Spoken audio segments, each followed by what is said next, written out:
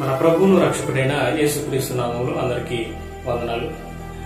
గడిచిన నిన్నటి రోజులో దేవుని వాక్యాన్ని చదవడానికి దేవుడు మనకు అనుగ్రహించిన కృపను బట్టి దేవాతి దేవునికి మహిమ కలుగును గాక.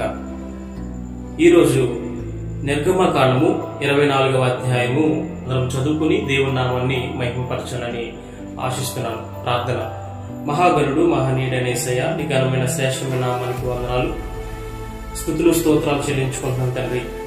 ఇక వాక్య ధ్యానంలో మేము వెళ్తుండగా మాకు అర్థమయ్యేటట్లు మీరు బోధించి చదువుకొని ఉన్న వాక్యాన్ని మేము అర్థం చేసుకునే ఇక జ్ఞానాన్ని తెలివితేటలను మాకు నింపి ఆశీర్వదించి నడిపించమని యేసుక్రీస్తు నామములో అడుగుతూ ప్రార్థించి పెట్టుకుంటున్నాం తండ్రి.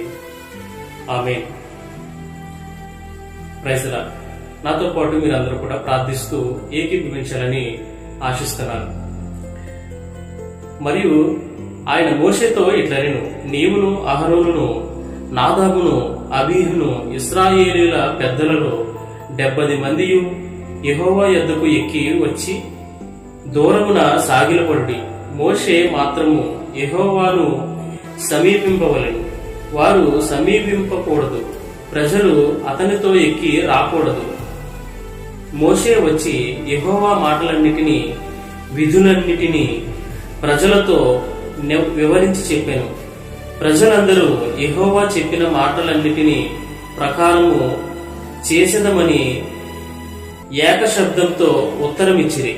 మరియు మోషే యెహోవా మాటలన్నిటినీ వ్రాసి ఉదయమందు లేచి ఆ కొండ దిగువన బలిపీఠమును ఇశ్రాయేలు 12 గోత్రములు చొప్పున 12 స్తంభములను కట్టి ఇశ్రాయేలీయులలో యవనస్తులను పంపగా వారు దహన బలులను నర్పించి యెహోవాకు సమాధాన బలులుగా కోడెలను వధించిరి.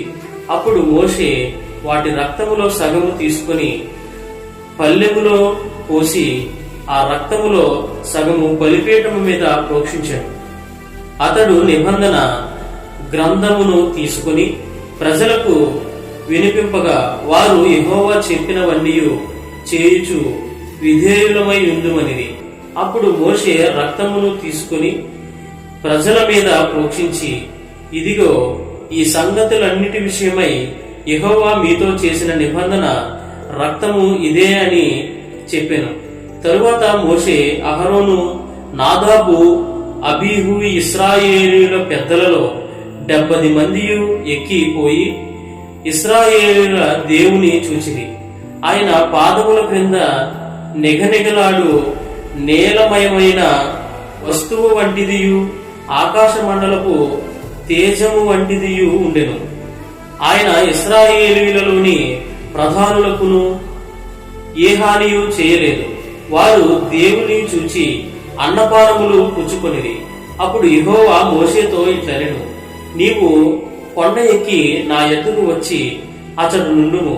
నీవు వారికి బోధించినట్లు నేను వ్రాసిన ఆజ్ఞలను ధర్మశాస్త్రమును రాతి పలకలను నీకిచ్చేదనగా మోషేయు అతని పరిచారకుడైన యెహోషువయు లేచిరి.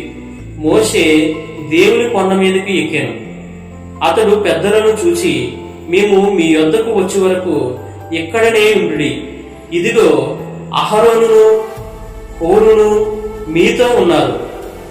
ఎవనికైనను వ్యాజ్యమున్న ఎడల వారి యొద్దకు వెళ్ళవచ్చునని వారితో చెప్పాను. మోషే కొండ మీదకి ఎక్కినప్పుడు ఆ మేఘము కొండను కమ్మెను. యెహోవా మహిమ సీనాయి కొండ మీద నిలిచెను. మేఘము 6 దినములు దాని కమ్ముకొనెను. 7వ దినమున ఆయన ఆ మేఘములో నుండి మోషేను పిలిపించినప్పుడు యెహోవా మహిమ ఆ కొండ శిఖరము మీద దహించు అగ్నివలే ఇశ్రాయేలీయుల కన్నులకు కనబడెను. అప్పుడు మోషే ఆ మేఘములో ప్రవేశించి కొండ మీదకి ఎక్కాను. మోషే ఆ కొండ మీద రేయింబవళ్ళు 40 దినములుండెను. తండ్రి, ఈ పరిశుద్ధ వాక్యం దేవుడు దీవించి ఆశీర్వదించునుగాక. నాతో పాటు మీరందరూ కూడా ఈ యొక్క వాక్యాన్ని చదివి దేవుని నామాన్ని మహిమపరచాలని ఆశిస్తున్నాను. నాతో పాటు మీరందరూ కూడా ప్రార్థిస్తూ దేవుని మహిమను పొందుకుంటారని కోరుకుంటున్నాను. నెక్స్ట్ వీడియోలో మనందరం కలుసుకునేంత వరకు ఆయన కృప ఇప్పుడును ఎల్లప్పుడూను నిత్యము మనకు మన కుటుంబాలకు తోడై ఉండి నడిపించి ఆశీర్వదించునుగాక. ఆమేన్. Praise the lord.